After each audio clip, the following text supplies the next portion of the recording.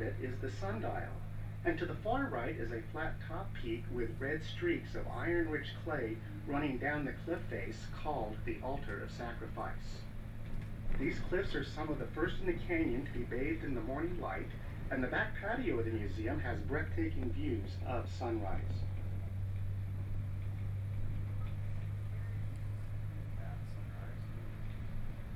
The open area of the lower canyon, a result of canyon widening, provides a unique perspective into the surrounding landscape. Looking to the right, you will find the North Fork of the Virgin River lined with Fremont cottonwood trees, the surrounding hillsides clad with pinyon pine and juniper woodlands, and the upper areas of the surrounding cliffs dotted with ponderosa pine. Much of the park's ecologic diversity results from a dramatic difference in elevation of almost 5,000 feet, leading to significant variations in temperature and precipitation. An abundance of microclimates and influences from three adjacent ecoregions, the Colorado Plateau, Great Basin, and Mojave Desert, play an important role as well.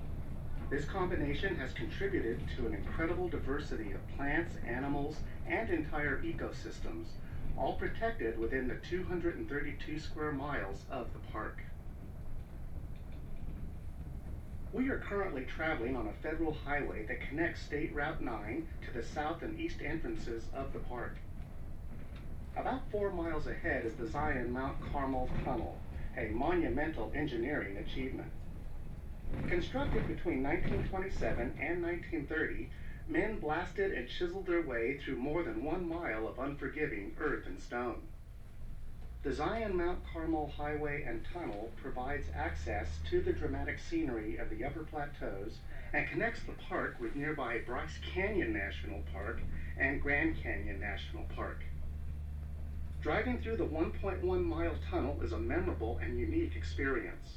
Travelers heading east emerge from the tunnel into a different world of sculpted slick rock high above the canyon floor and home to an array of plants and animals, including desert bighorn sheep.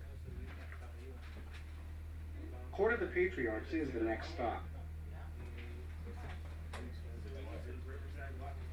Having turned onto the Zion Canyon Scenic Drive, we continue our trip into the upper reaches of Zion Canyon along the Virgin River.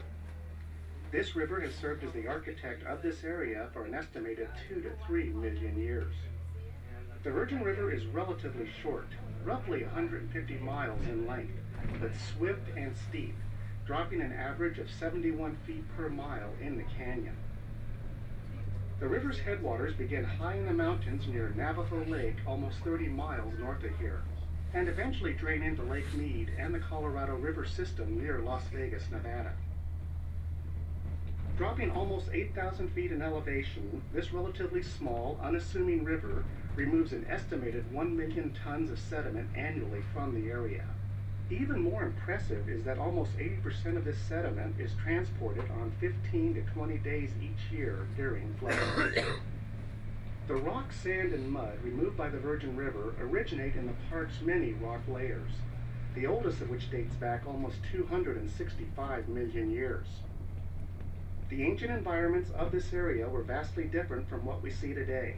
For millions of years, sediments accumulated in broad, low-lying river basins, coastal areas, and shallow seas.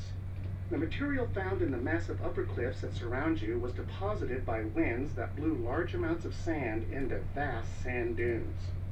This formation, the Navajo Sandstone, is likely the remains of the largest sand dune desert in the history of our planet. A sea of sand similar to portions of the Sahara Desert of today. As the layers of sediment grew, pressures from overlying sediments compressed the particles, while groundwater brought minerals that cemented the material together to form rock, transforming sand into sandstone.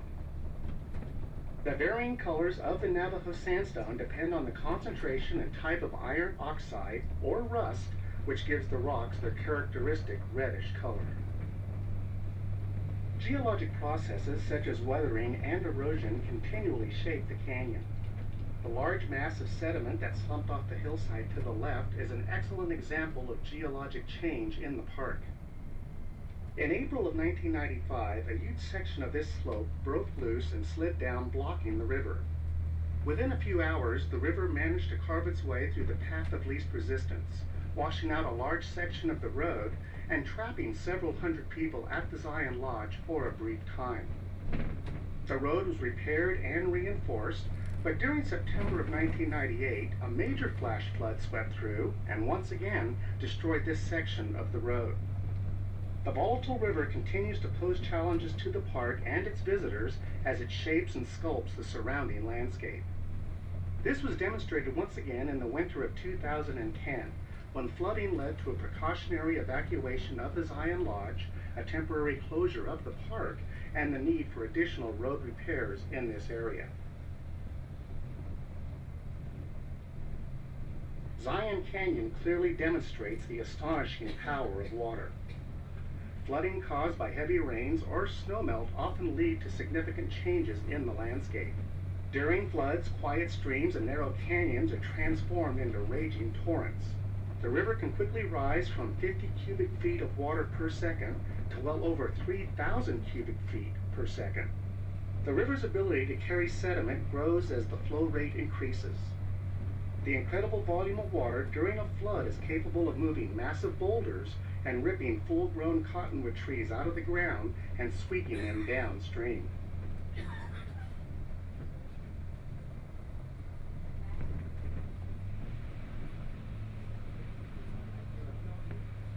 We are approaching our next stop, the Court of the Patriarchs.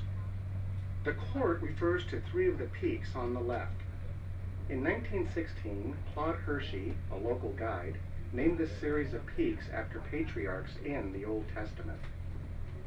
From left to right, they are Abraham, Isaac, and Jacob. Jacob, the light-colored peak to the far right, is only partially visible behind Mount Moroni, named for a prominent figure in the Book of Mormon. To the right, there is a short 50-yard paved path that climbs to a viewpoint of the Court of the Patriarchs. Please check to make sure that you have all of your belongings.